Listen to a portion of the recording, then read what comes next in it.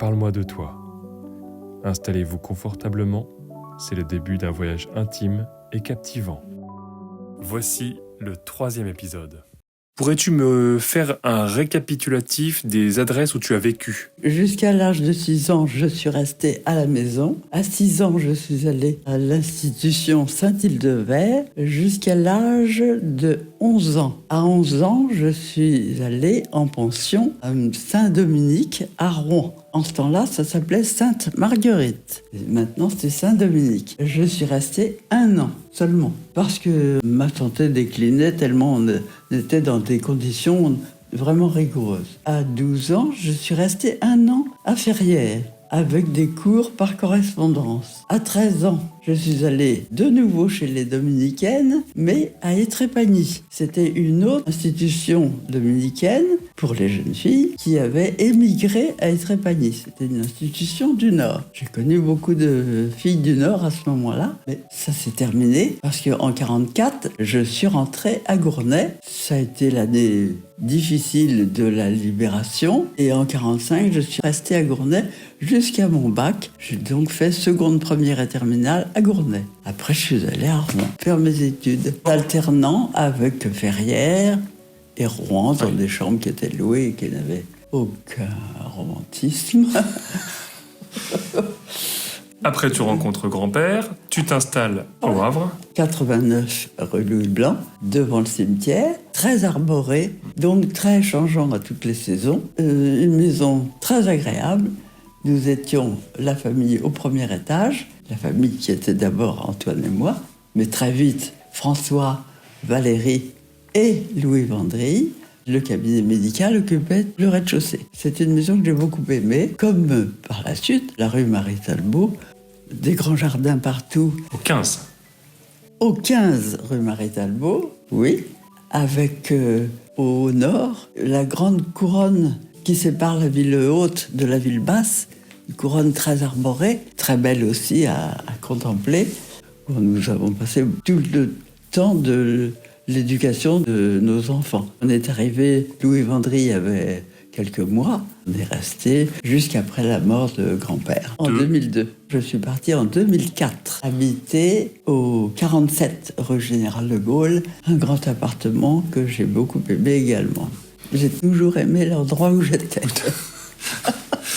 J'avais aussi la vue sur beaucoup d'arbres et j'ai toujours beaucoup aimé avoir des arbres dans mon champ de vision.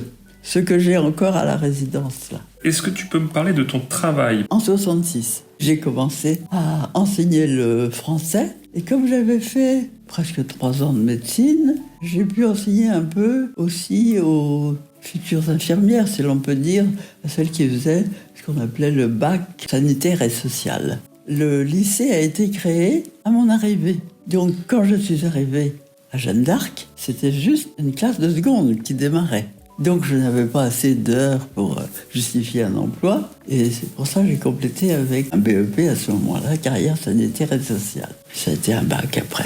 Parce que je suis arrivée au moment où l'enseignement technique se développait beaucoup. Il y a eu la création des BEP et puis il y a eu la création des bacs. Tout ça, ça s'est fait en enfilade.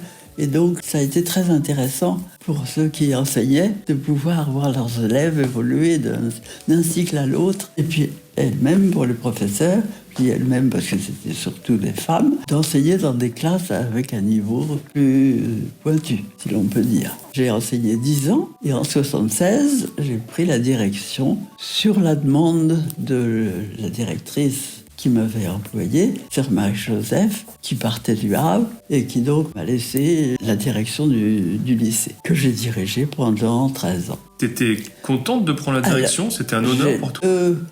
C'était difficile à dire, parce que je savais que ça me prendrait beaucoup et j'étais prête à le faire, mais c'était un petit peu au détriment de la famille.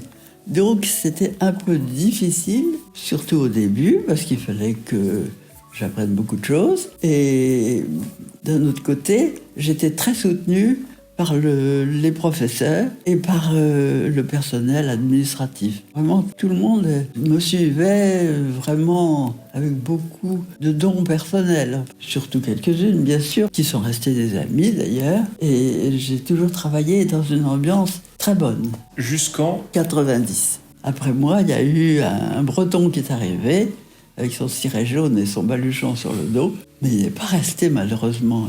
Il est resté 2-3 ans, parce qu'il est mort d'une crise cardiaque.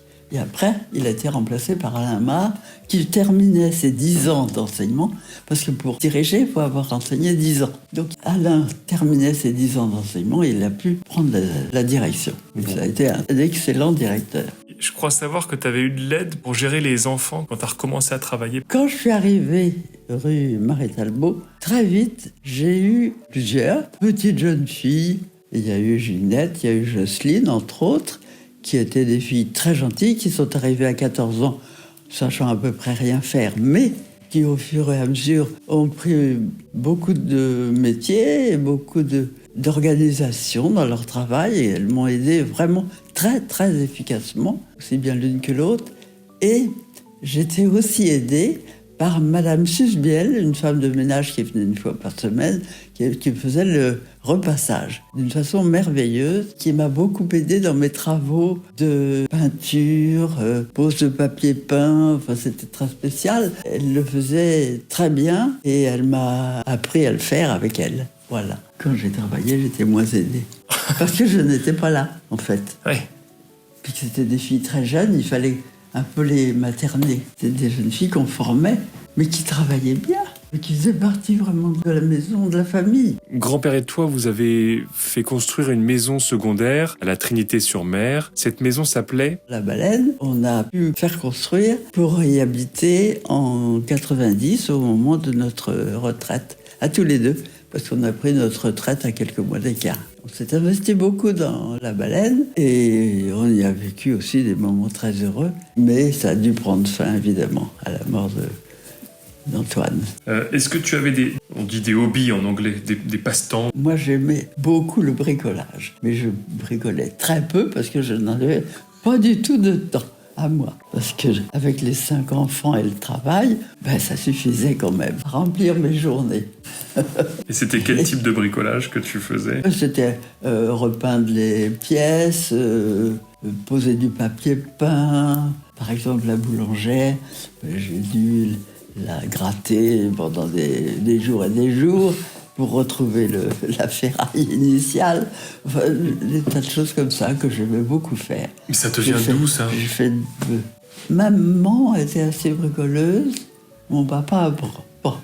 Est-ce que tu peux me parler de tes meilleurs amis? Au début, j'ai eu des amis, mais malheureusement, je les perdais de vue parce que je changeais d'établissement scolaire et de ville. Entre Rouen, le Méniénard, Gournay et Trépally.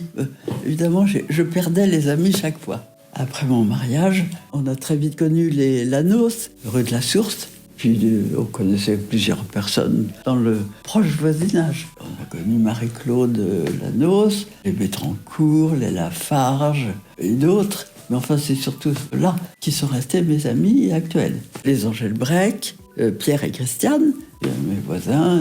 Je suis toujours lié avec Christiane. On a eu de très bonnes années avec tout ce monde. Nous nous voyions très souvent. On passait quelquefois des vacances ensemble. Et puis, au Havre, on se voyait très souvent. On s'aidait dans les conduites de classe. On s'entendait très bien. Est-ce que tu peux me donner les valeurs qui sont les plus importantes au cours de ta vie? Je crois qu'il faut vivre en accord avec soi-même pour être en accord avec les autres. Et je pense, tout se tient d'ailleurs, qu'il y a 2 choses sur lesquelles je me suis beaucoup appuyée. C'est l'esprit de famille, parce que ça, je trouve ça très, très, très, très important pour se construire, pour avoir des relations intimes, retrouver des souvenirs communs. Bref, je trouve que l'esprit de famille, c'est très important. J'ai un exemple à la mort de Rémi. Quand on est arrivé dans l'église, j'ai été frappée de voir les 3 garçons Gabrel alignés dans les premiers rangs. Et ça m'a vraiment beaucoup touchée. Je ne m'y attendais pas du tout. Et c'était vraiment, oui, très chaleureux pour moi. Et puis, la qualité que je préfère dans les relations humaines, c'est la bienveillance. Parce que la tolérance, c'est bien, mais on se dit vite, bon, après tout, ça m'est égal, ça ne me regarde pas. Tandis que la bienveillance, il faut s'impliquer. Et je trouve que c'est très, très important d'être bienveillant. Et même ici, j'y fais très attention. Et quelquefois, je fais un petit peu des sermons aux autres en leur disant « Ben non, il faut être bienveillant. » Ça m'amuse parce que ça me vient tout seul. Est-ce qu'il y a une chose dont tu es particulièrement fier d'avoir réalisé dans ta vie ? Je suis fier de rien, mais je reconnais que j'ai eu des moments très chaleureux, de grand amour d'abord, et puis de plénitude avec la famille, les enfants réunis. Oui, j'ai été très gâté, très gâté. Tu as quand même eu 5 enfants. Oui, qui sont toujours là. Combien de petits-enfants et combien d'arrières ? Ah, alors les petits-enfants, 20, malheureusement, avec 2 décès auxquels je pense tous les jours. Rémi qui s'est suicidé, puis le petit Albert, un accident atroce. Oui, ça c'est les mauvais moments, et qui durent, toujours. Les arrières, alors là je crois que j'en ai 34, j'espère que je ne me trompe pas. Je crois qu'on n'en a pas oublié. Je rebondis là-dessus. Quels ont été les moments les plus heureux dans ta vie ? Quand je suis arrivée rue Marie-Talbot, vraiment, j'ai eu quelques années vraiment très faciles, très agréables. J'ai pu m'occuper des petits dans de très bonnes conditions. Et tout roulait bien, c'était une bonne époque où il n'y avait pas les inquiétudes actuelles. T'avais à peu près... J'avais 28 ans. Ah oui, d'accord. J'avais 3 enfants. Et puis les autres sont arrivés, Nathalie et Marie sont arrivés. J'étais rue Marie-Talbot. As-tu eu des regrets dans ta vie ? Est-ce que tu as des choses que tu aurais aimé faire différemment ? Je ne cherche pas à avoir de regrets. Je ne ressasse pas le passé. Non, c'est pas mon truc. Je devrais sûrement en avoir, mais je ne le cherche pas. Et enfin, que donnerais-tu comme conseil aux jeunes générations ? La droiture, la fidélité et toujours la bienveillance, bien sûr. Mais la droiture, c'est important. De s'engager en sachant ce qu'on fait, en se projetant dans l'avenir, et puis en vérité, vraiment. Eh ben, merci grand-mère, merci pour tout ce temps que tu m'as donné. Moi, je t'en prie. C'est la fin de cet épisode. Merci d'avoir écouté Parle-moi de toi. Merci d'avoir voyagé avec nous à travers ces souvenirs uniques. Un grand merci à ma grand-mère pour ses récits précieux et à vous d'avoir partagé ce moment spécial avec nous. À bientôt pour un nouvel épisode de Parle-moi de toi.